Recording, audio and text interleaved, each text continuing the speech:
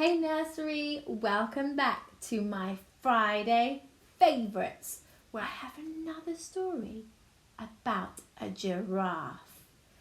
This story is called Giraffes Can't Dance, and it is written by Giles Andre. They are the author of the story. This is one of my favourite books. Shall we take a look inside the book?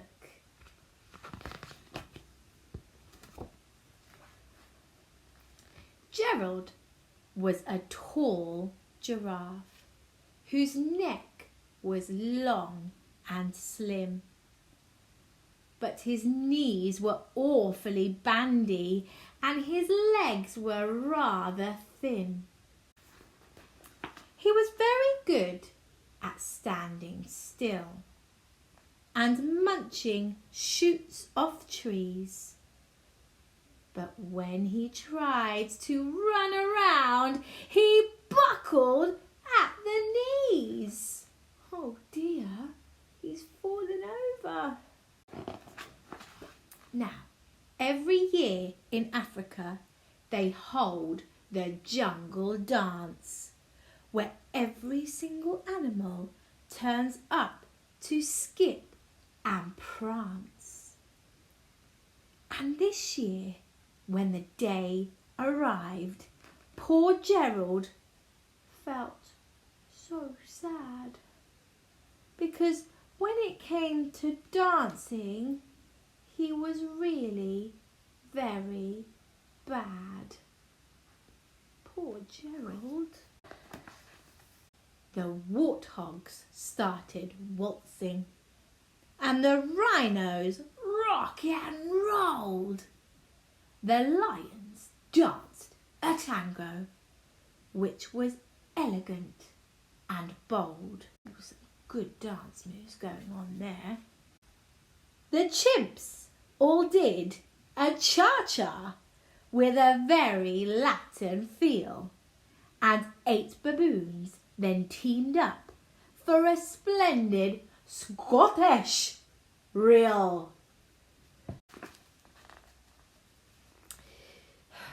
Gerald swallowed bravely as he walked towards the floor. But the lions saw him coming and they soon began to roar. "Hey, look at clumsy Gerald!" The animals all laughed. "Giraffes can't dance, you silly fool. Oh, Gerald, don't be daft."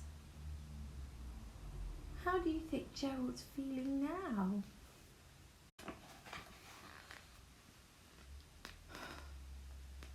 Gerald simply froze up. He was rooted to the spot. "They're right," he thought. "I'm useless. Oh, I feel like such a clot." So he crept off from the dance floor and he started walking home. He'd never felt so sad before. So sad and so alone. Then he found a little clearing and he looked up in the sky. "The moon can be so beautiful," he whispered with a sigh. "Excuse me," coughed a cricket who'd seen Gerald earlier on. "But sometimes when you're different, you just need a different song. Listen to the swaying grass and listen to the trees. To me, the sweetest music is those branches in the breeze." So imagine that lovely moon is playing just for you. Everything makes music if you really want it to. With that, the cricket smiled and picked up his violin. Then Gerald felt his body do the most amazing thing. His hooves had started shuffling, making circles on the ground.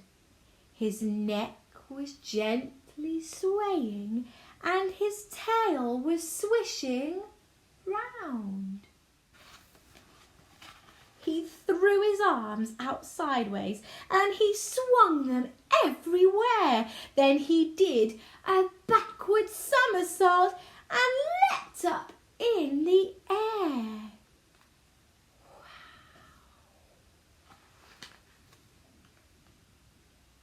Gerald felt so wonderful. His mouth was open wide. I'm dancing! Yes, I'm dancing! I am dancing! Gerald cried. How do you think he's feeling now? Then one by one, each animal who'd been there at the dance arrived while Gerald boogied on and watched him quite entranced. They shouted, "It's a miracle! We must be in a dream! Gerald's the best dancer that we've ever seen! How is it you can dance like that? Please, Gerald, tell us how!" But Gerald simply twizzled round and finished with a bow. Then he raised his head and looked up at the moon and stars above.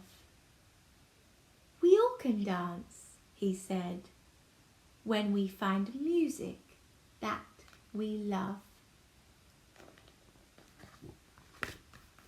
The end. What a brilliant story.